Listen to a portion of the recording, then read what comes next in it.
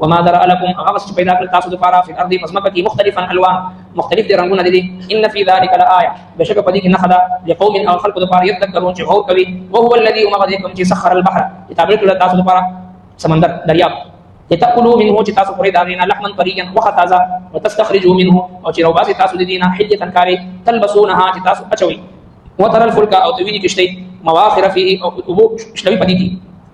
شلوي تاسو پدې کې دا ولتبتغوا من فضله او چې تاسو رټوي دا فضل ولعلكم تشكرون او چې تاسو شکر کوئ الله سبحانه وتعالى د وحدانيت او د الله جل شانه د ربوبيت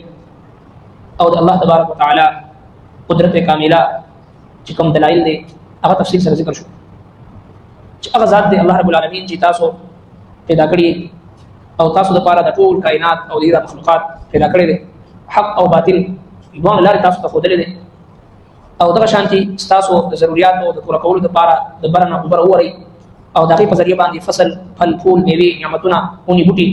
دار اوخه دغه زيتون کجوري او انګور هر قسمه میوه الله تبارک وتعالى تنظیم کوي تاسو لپاره په دې ټول کې نخې او خلق لپاره چې کوم فکر کوونکي خلک دي ومغه ذات دي چې کوم ذات تابع کړی تاسو لپاره شپه ورځ نور سپوږمۍ ستوري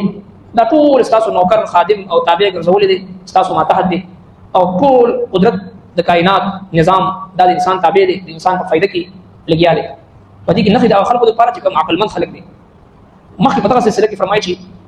ما تاسو لپاره په دې مقدس مکه باندې داسې سيزونه داسې مخلوقات پیدا کړې دي داسې سيزونه پیدا کړې دي چې دغه رنگونه مختلف دي او مختلف رنگ مختلف روغان مختلف قسمونه په دې کې نخې او خلق لپاره چې کوم غور او فکر کوي او الله رب العالمین هغه ذات دی چې کوم ذات تاسو لپاره مسخر کړی دی سمندر او دې لپاره چې تاسو دغه سمندر نه د دې په منځ کې سفر کوئ د دې په منځ کې تګ راتګ کوئ او په دې کې تاسو ښکار کوئ په دې کې تاسو هغه د سمندر هغه کمزوري او بے خوند ابو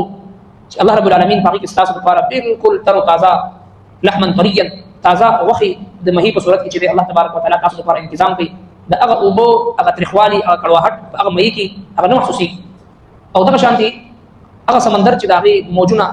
د غرونو په شانتي وي خدای الله رب العالمین په قدرت سره تاسو دغه په منځ کې سفر کوي وړي وړي کشتي او غټ غټ کشتي په سونو زرګونو منه کنه سامان چې هغه یو ځای نه بل ځای ته منتقل کوي الله رب العالمین په خپل قدرت کامله سره هغه تاسو تابع ګرځولې دي او الله جل شانه داسي موافق بادونه هواګانی چلی چې هغه کشتيان یو ځای نه تاسو ته بل ځای ته منتقل کوي دغه اوبو تاسو تابع کول ولا او دغه اوبو شلون کی تاسو او دا شلوي او دې په منځ کې مزل کوي سفر کوي او په دغه اوبو کې دنه الله رب کائنات تاسو لپاره دغه ملغلري جواهرات او دغه قیمتي سيزونه قیمتي کاني د دې راوستلو ولا سوق دي یو الله تبارک وتعالى وحده لا شريك له ذات دي او څه لپاره کړی چې تاسو خپل حلال رزق په دې کې تلاش کړئ او څه لپاره وکړئ چې الله رب العالمین شکر ادا کړي په دې نعمتونو باندې وما ذرأ لكم او هغه پیدا کړ تاسو لپاره په ارض پسمکه کې مختلف دي الوانه رنگونه دي مختلف قسم شيزونه الله تبارک وتعالى پیدا کړی دي ان في ذلك لآية بشك فديك نخلا لقوم او خلق لپاره يذكرون چې غور کوي قران کریم د غور او د فکر دعوت راکې موږ تاسو ته چې مسلمان با قران مجید لولي دې آیاتونو باندې با غور او فکر کوي دې په ځکه کوشش کوي چې زما رب دې کې ماته سوي زما رب ماته څه خطاب کوي کم سیز ما منی کوي او کم سیز کول حکم کوي د کم سیز دعوت فکر ماته راکې په دې غور او فکر کوي وهو الذي او مغدي کم چې سخر البحر تابع دریاب لتاكلوا منه چې خوري تاسو داغینا لحما طريا وخا تازه وتستخرجوا منه او چې تاسو روباسي دینه حلیه کانی قیمتي ملغلري جواهرات تاسو نه روباسي تلبسونها چې تاسو اچوي هغه وترى الفلك او تویني کشتي مواخر فيه شلوي پدې کې ولتبتغوا من فضله او چې تاسو ولټوي دا فضل یعنی رزق حلال ولعلكم تشكرون او چې تاسو شکر کوئ د دې ټول نعمتونو خلاصه او لبن باب دادي مخکې هم د توحید عقلي دلایل الله تبارک وتعالى ذکر کوي خلاصه دا چې لعلكم تشكرون چې شکر گزار بندگان جوړ شي چې کله یو بنده کې د صبر او د شکر ماده موجود وي دا ډېر کامیاب انسان دی رحمت دو عالم صلی الله علیه وسلم خپل یو جلیل القدر صحابي حضرت معاذ رضی الله تعالی عنه لاس نه ونیسي او ځان ته نزدیک او ځان ته به جوخ کی او ته فرمایي چې اے معاذ زه تاسو سره محبت کوم او دا محبت په نتیجه کې تاسو یو نصيحت کوم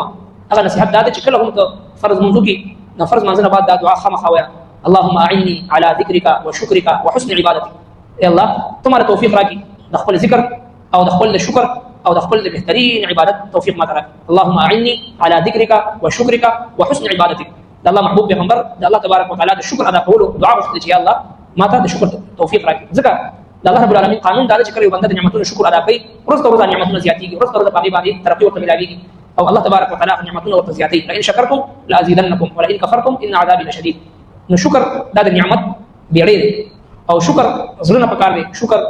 د ژبې هم پکار دی او شکر د عمل هم پکار دی درې قسمه شکر دی د زړه شکر دا چې هر وخت زړه کې دا چې زما د حیثیت نه بر چړ کې الله رب العالمین په ما باندې نعمتونه او احسانات کړی دا د زړه شکر چې زړه کې دا جذبه او د ژبې شکر دا چې په ناس په ولاړه په لاس هر وخت په ژبه باندې الحمدلله لفظ موجود چې الله ستاسو شکر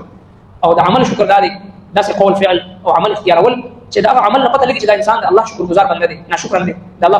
فرمانبرداري کول او د نافرمانی نه ځان بچ کول نو د زړه شکر او د ژبې شکر او د عمل شکر نو دا شکر چې پچا کې وي د الله رب العالمین ډېر کم بندگان وقلیل من عبادی الشکور شکر گزار بندگان ډېر کم خلک فاذكروني اذكركم واشكروا لي ولا تكفرون